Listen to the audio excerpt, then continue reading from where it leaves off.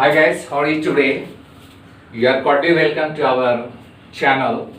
Guys, today I'm in planning of teaching you some basic grammar which is quite indispensable for the beginners. Although it is not suitable for the advanced learner speaker, those who already know how to speak in English, but it is quite indispensable for the beginners. They don't have good knowledge how to speak in English and even in correct way. So without playing ducks and drakes, let us go to study to see the today's session. Okay guys? Guys, here I have written the story of have, has and had. Today we are going to study the entire story of have, has and had. And you will come to know the many more, I think, unknown thing about this all, and you are just going to feel the real recipe of this basic grammar today class. So guys, first of all, I'd like to just say to you about have. Have, is it visualized? Have is used in two ways. First, it can be used as a noun verb. Fine. And at the same time, it can also be used as a primary auxiliary verb. It means it's play the role of main verb. ये मुख्य क्रिया का भी role निभाता है और एक सहायक क्रिया का भी रोल निभाता है. हम लोग बारी बारी से देखेंगे. हाँ, ठीक है. कम से कम आपके दिमाग में ये चीज जो है आना चाहिए कि जो हैव है मेरा, ठीक है, वो एक मुख्य क्रिया भी है और एक सहायक क्रिया भी है. ठीक है. सहायक क्रिया का काम क्या है भाई? कि मुख्य क्रिया को सपोर्ट करना. ठीक है. यानी कि जो भी आपका ऑक्सिलरी वर्ब है, सपोर्टिंग वर्ब है, हेल्पिंग वर्ब है ना, वो मेन वर्ब को क्या करता है? सपोर्ट करता है. ठीक है. चल, तो हमें जैसा यहाँ पर लिखा कि ये हैव जो है वो मेन वर्ब के तरह और प्राइमरी ऑक्सिलरी वर्ब के तरह यूज किया जाता है. ठीक है गाइस. अगर ये हैव मेरा मेन वर्ब है, ठीक है, मुख्य क्रिया है, इसका मतलब है कि इसका जो है फॉर्म को जो है भी देखना हम लोग को जरूरी है. जैसे कि आप जान रहे हैं कि वर्ब का बेस फॉर्म हैव होता है, वर्ब का दूसरा रूप हैड होता है, वर्ब का तीसरा रूप जिसको आप पास्ट पार्टिसिपल कहते हैं हैड ही होता है, वर्ब का प्रेजेंट पार्टिसिपल फॉर्म जिसको आप बिफोर कहते हैं हैविंग होता है. ठीक है. और वर्ब का पांचवा रूप जिसको आप प्रेजेंट करते हैं वो आपका हैज होता है. ठीक है. और ये सभी जो है, ठीक है, वो मेन वर्ब का भी काम करता है. ठीक है. सहायक क्रिया तो ये है ही. तो फर्स्ट ऑफ ऑल आइए हम लोग थोड़ा डिटेल में देखें. सबसे पहले अगर हम इस तीनों वर्ब की बात करें, ठीक है, तो इस तीनों का प्रयोग जो है फर्स्ट ऑफ ऑल पहला यूज अगर इसका कहा जाए तो आपका पोजीशन शो करने के लिए किया जाता है. पोजीशन बोले तो ऑनरशिप, यानी जिस पर आपको मालिकाना हक है. यानी यही तीनों जो है प्राइमरी एक्सिलरी वर्ब आपको मालिकाना हक दिला सकता है, आपको पोजीशन दिला सकता है, हमें दिला सकता है, दूसरों को दिला सकता है। ठीक है, तो पोजीशन और ऑनरशिप आप समझ रहे हैं, दोनों हक हुआ। ठीक है, यानी किसी भी चीज पर अगर आपको हक लेना है तो उसके बाद आप रख दीजिए। जैसे सपोज करिए, ठीक है, हम यहां पर लेते हैं, सपोज करिए हैव लेते हैं या हैज लेते हैं या इसका पास्ट टेंस हैड लेते हैं। ठीक है, जिस भी चीज पर आपको पोजीशन लेना है, बेसिकली वो जिस चीज पर आप जो है आप पोजीशन लेंगे वो कहीं ना कहीं, है ना, वो एक नाउन होगा। ठीक है, तो हम यहां पर नाउन लिख देते हैं। ठीक है, इसके बाद जो है जिस चीज पर आपको जो है पोजीशन लेना है, ठीक है, उस पर यहां पर आपको उसके बाद रख देना है। जैसे नाउन के तौर पे मान लीजिए हम लिखते हैं अ मोबाइल, अ मोबाइल। ठीक है, have a mobile, has a mobile, had a mobile. के पास है एक मोबाइल, के पास था एक मोबाइल। अब है इसमें आप सब्जेक्ट जो है डाल दो। ठीक है, जैसे एग्जाम्पली ग्रेसिया के तौर पे अगर हम लिखें कि आई हैव एन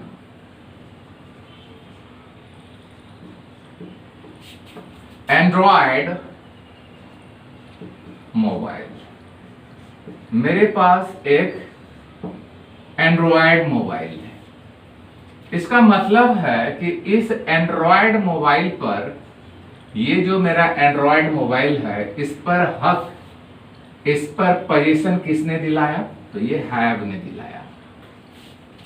यानी हो गया I have an Android mobile, मेरे पास, ठीक है, एक एंड्रॉयड मोबाइल है। I have a car, I have some problem.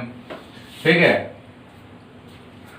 जैसे मान लीजिए एक और एग्जांपल डाल दिया जाए, she has her, ठीक है, on laptop to operate।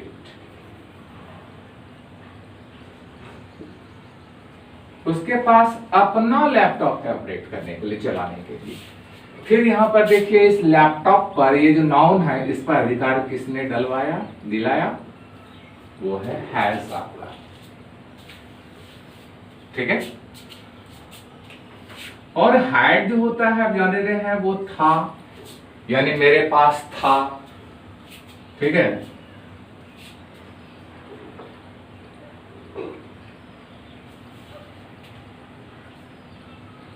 जैसे our forefather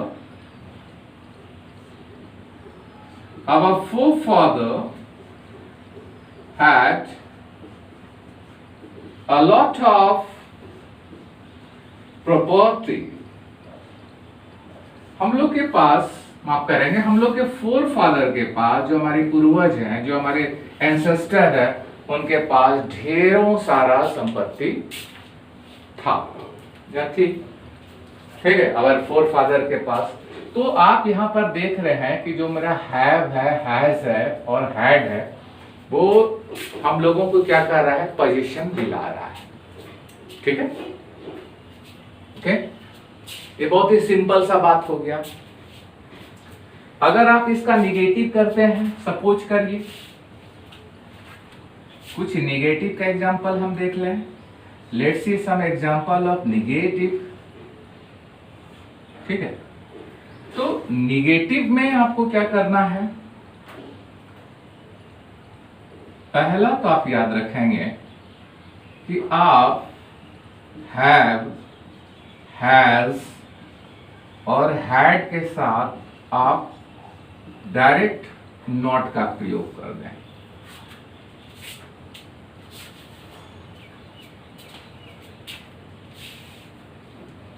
लेकिन याद रखेंगे, नॉट अगर आप डायरेक्ट का प्रयोग करते हैं तो उसके बाद आपको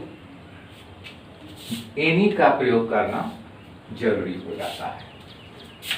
अथवा आपके पास एक और उपाय है, ठीक है, क्या हैव और हैज एवं हैड के बाद आप नो का प्रयोग कर दें, और उसके बाद जिस चीज पर आपका पोजीशन नहीं है यानी उस नाउन का आप यहां पर जिक्र कर दें।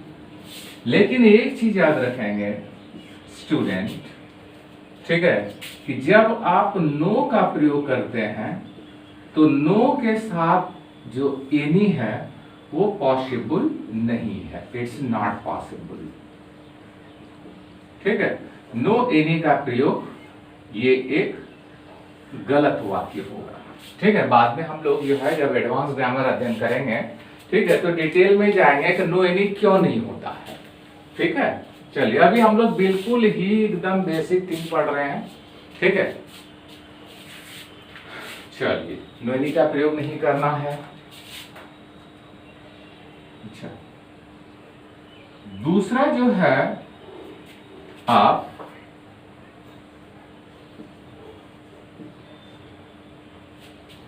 डोंट हैव या डजंट हैव या हैड के लिए डिडंट हैव का प्रयोग कर सकते हैं। इससे भी निगेटिव आप जो है डेवलप कर सकते हैं, ठीक है। अंतर क्या हुआ कि जब आई डोंट हैव या डजंट हैव या डिडंट हैव का प्रयोग करते हैं तो बेसिकली इस तरह का जो सेंटेंस जो कि डेवलप किया जाता है या बोला जाता है, ठीक है, वो आपका यूएस में बोला जाता है, यानी यूनाइटेड स्टेट ऑफ अमेरिका। लेकिन हम लोग जो है यानी जीबी ग्रेट ब्रिटेन, ठीक है, में हम लोग डायरेक्ट जो है हैव हैज हैड के साथ नॉट एनी का प्रयोग कर देते हैं या नो का प्रयोग कर देते हैं, ठीक है। लेकिन अगर ज्यादा कहा जाए कि यूज और स्टैंडर्ड क्या होता है तो ये don't have, doesn't have, didn't have है ना, ज्यादा प्रिविलेंट है इन दिनों, ठीक है। आप कोई भी यूज करिएगा, जो भी आपको जो है कंफर्ट आपके जो है जुबान पर बैठे, ठीक है, आप उसको यूज करिए, no problem.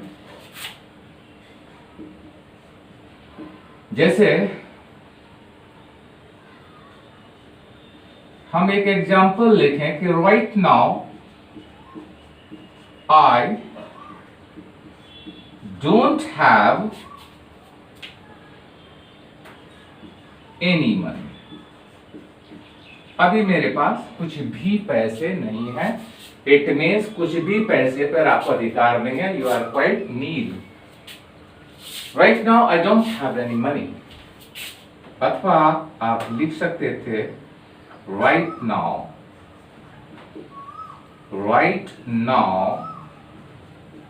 I have no money. इस तरह भी आप लिख सकते हैं, ठीक है। तो ये पोजीशन को जो है ना दिखा रहा। इंटरोगेटिव में आप डेवलप अगर करते हैं तो दो तरीका है इंटरोगेटिव बनाने का। चलिए इसको भी देख ही लें थोड़ा, ठीक है। इंटरोगेटिव सेंटेंस बनाने के लिए आप वाक्य के प्रारंभ में ही आप हैव, हैज और हैड का प्रयोग कर दें, ठीक है। और उसके बाद जो है आप सब्जेक्ट लिखें और फिर जिस चीज पर आपको पोजीशन लेना है यानी पोजीशन लेना है उसका प्रयोग कर दें, ठीक है। या अथवा डू हैव या डज हैव या डिड हैव का प्रयोग कर दें और उसके बाद आप सब्जेक्ट लिख दें और उसके बाद फिर जिस चीज पर उनको पोजीशन दिलाना है, ठीक है। यहां तक आप लोग उतार लीजिए, थोड़ा हम ऊपर जो है मिटाएंगे, ठीक है। इसको रब करना होगा हमको, देख लीजिए आप लोग।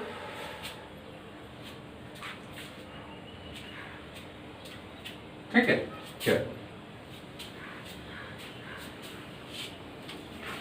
तो रब कर देते हैं। समझ पा रहे हैं आप लोग? चलिए वेरी गुड। तो मैंने कहा है इंटरोगेटिव सेंटेंस डेवलप करने के लिए आपके पास या तो वाक्य के प्रारंभ में ही आप हैव लगा दो, हैज लगा दो, हैड पास्ट टेंस में, या आप डू हैव, डज हैव या डिड हैव रिस्पेक्टिवली आप यूज करें। ठीक है, जैसे हम बोले डू यू हैव, अच्छा एक चीज और, जैसे यहां पर जो है डू हैव के बाद मैंने सब्जेक्ट दिया था, ये थोड़ा सा स्ट्रक्चर चेंज कर दे यहां पर, ये और इस बीच में, यानी डू के बाद आप सब्जेक्ट लगाइए, डच के बाद आप सब्जेक्ट लगाइए, डिड के बाद सब्जेक्ट लगाइए, तब हैव लगाइए। ठीक है, जैसा कि यहां पर एग्जांपल जो है ना सामने आ रहा है। जैसे do you have any problem, do you have any problem to stay at our home? Do you have any problem to stay at our home? क्या आपको कोई समस्या है, क्या आपको कोई दिक्कत होगी हम लोगों का घर में रुकने के लिए? ठीक है,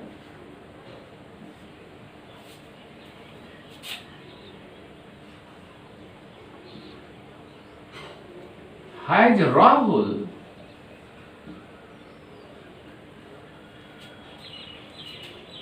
any idea to repair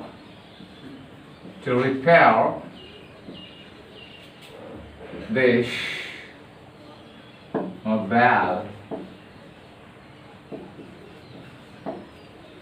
क्या राहुल के पास कोई आइडिया है ताकि इस मोबाइल को रिपेयर कर सके? यहां पर हम लोग क्या कर रहे हैं, इंटरोगेटिव सेंटेंस जो है डेवलप कर रहे हैं। ठीक है, चल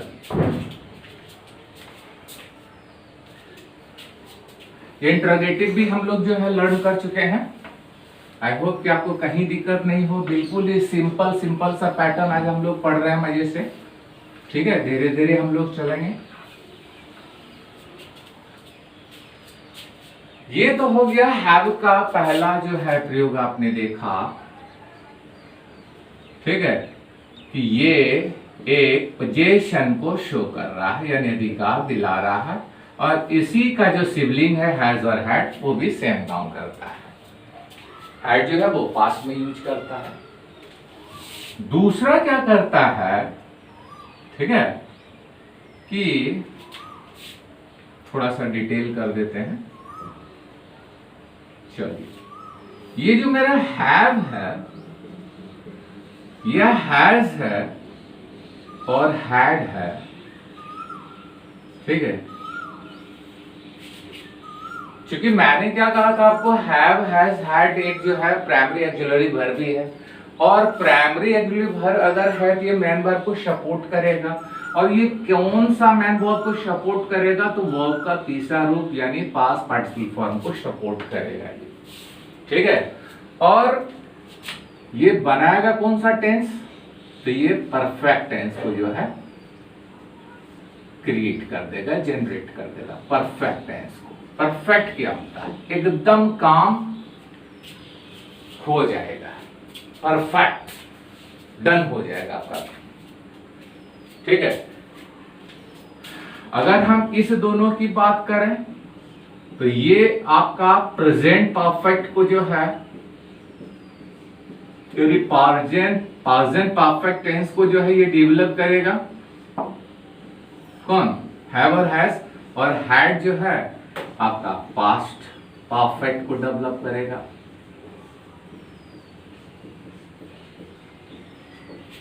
ये हैड, ठीक है, और हैव और हैज प्रेजेंट परफेक्ट को डन करेगा।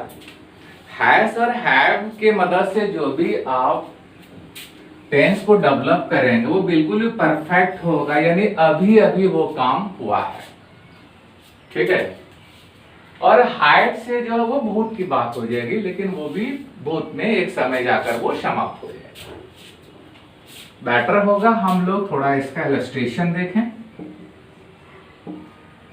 जैसे हम एक एग्जांपल दें, यू हैव स्पोकन, देखिए वर्ब का तीसरा रूप लिखे हैं, यही है past participle form. You have spoken well, आपने अच्छा बोला है। थोड़ा सा और आगे बढ़ा दें, ऑन दिस मैटर, किस विषय वस्तु पर, या ऑन दिस इश्यू, इस विषय वस्तु पर। तो यू हैव स्पोकन वेल, आपने अच्छा बोला है, यानी बोलने की क्रिया की समाप्त हो चुकी है। You have spoken well on this matter, है ना। जैसे आई हैव लर्न्ड, मैंने सीख लिया है, क्या बात, हाउ टू स्पीक, कैसे बोला जाए इन इंग्लिश, अंग्रेजी में, ठीक है। मैंने अंग्रेजी में बोलना सीख लिया है। I have learned how to speak in English. Learn के साथ जो है, ठीक है, बाद में हम लोग फिर स्टडी करेंगे कि लर्न के बाद आपको हाउ टू का प्रयोग करना ही पड़ता है। I know how to swim, या I learn how to speak. Know के बाद भी जो how two plus V1 follow करता है, बाद में हम लोग लर्न करेंगे। तो ये प्रेजेंट परफेक्ट को डेवलप किया, ठीक है। एक हाइड वाला देख लिया हम लोग।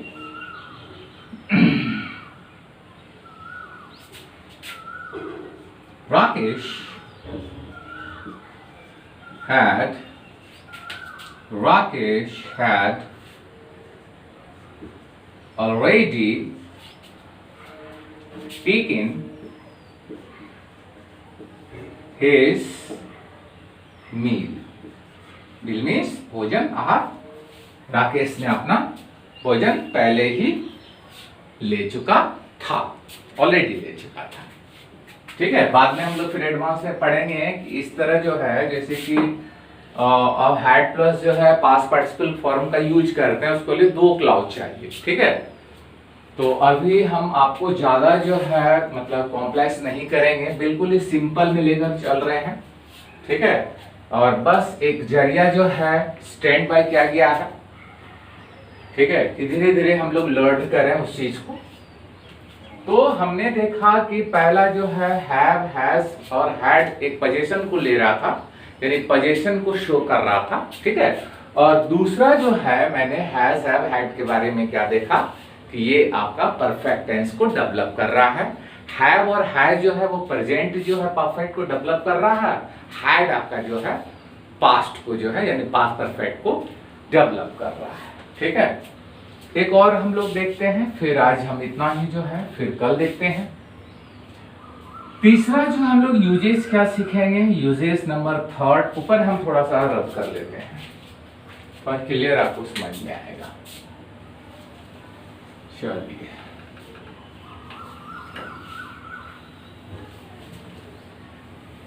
समझ पा रहे हैं।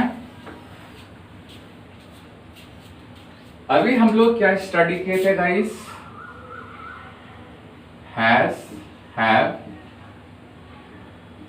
और हैड जो था, इसके साथ जो है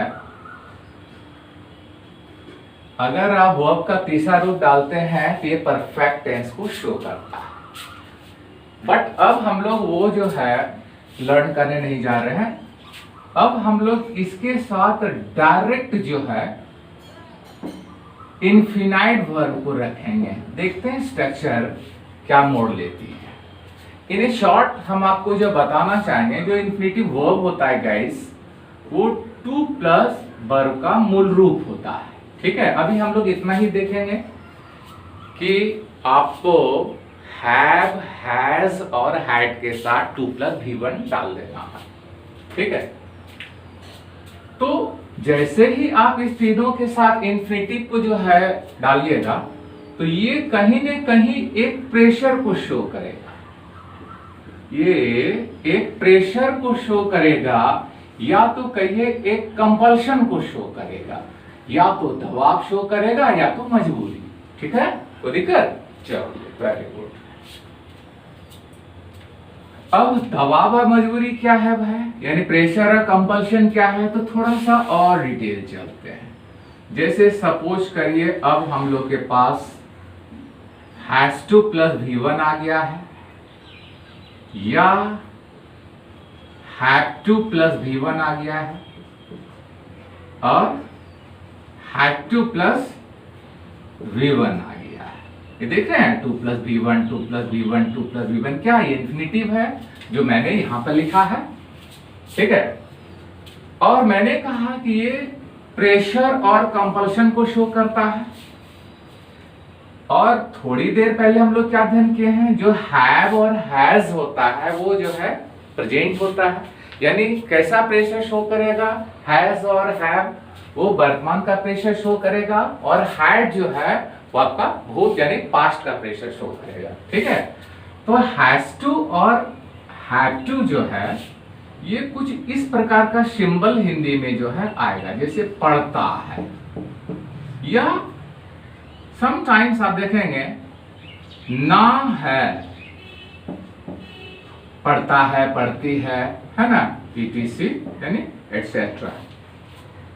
पढ़ता है का क्या अभिप्राय है भाई, मुझे जाना पड़ता है, मुझे धूप में काम करना पड़ता है, मुझे निकलना है। ये सारा सेंटेंस देकर आपको क्या लगता है कि क्या यहाँ पर प्रेशर नहीं है, या कि मजबूरी नहीं है, क्या ये आपकी कंपल्सन नहीं है ना? हम लोगों को लॉकडाउन में घर पे ही रहना पड़ता है, ये क्या है, that is type of compulsion. ठीक है, और ये जो हैड है, हैड प्लस V1 है, वो अतीत को शो करेगा, यानी पड़ा, मुझे जाना पड़ा, या इसको भी थोड़ा डेवलप कर लो, ना था। ठीक है, ये आपका जो है अकॉर्डिंग टू जो है लिंक्डइन नहीं करते हुए, ठीक है, ना था, नी थी वगैरह आप जान ही रहे हैं। ठीक है, उस पर आप बैठाइए। तो ये एक हिंदी सिंबल भी हम आपको लिख दिए ताकि थोड़ा सा कंफर्ट हो, खासकर जिनका अंग्रेजी काफी स्ट्रांग नहीं है। ठीक है, उनके लिए जो कि हमारे नोवाइस स्टूडेंट है, नया नया इस क्षेत्र में आए हुए हैं, उनके लिए। ठीक है, जैसे देखो गाइस, हम पहला जो है डेवलप करते हैं। ठीक है, जैसे you have to learn, you have to learn, आपको सीखना है। क्या सीखना है? इंग्लिश, अंग्रेजी, टू क्रैक, क्रैक मीन्स निकालना उसको, to crack any shorts of competitive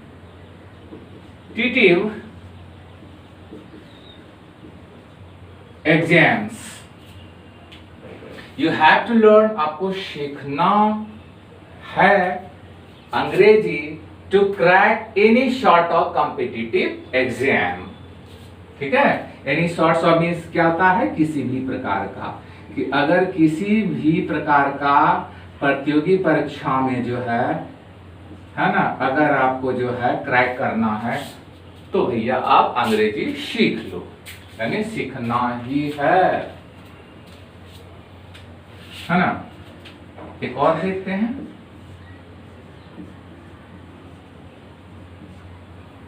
we had to face, हम लोग को सामना करना पड़ता था, पढ़ता था या पढ़ा, कोई दिक्कत नहीं, पढ़ता था भी बोल सकते हैं।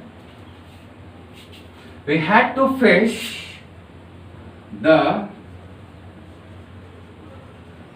humiliation of the English। यहाँ द इंग्लिश का मतलब हो गया अंग्रेज लोग से। We had to face हम लोग को फेस करना पड़ता था द ह्यूमिलेशन। ह्यूमिलेशन क्या होता है गाइस? बेइज्जती। किसकी बेइज्जती जो है फेस करना पड़ता था? तो अंग्रेज लोगों की। अंग्रेज लोग जो है हम लोग को ह्यूमिलेट करता था, तो क्या हम लोग को बहुत आनंद आता था? नहीं, वो क्या था, हम लोग का कंपल्सन था कि हम लोग को वो झेलना ही है। ठीक है गाइस, तो आज इतना ही हम छोड़ते हैं।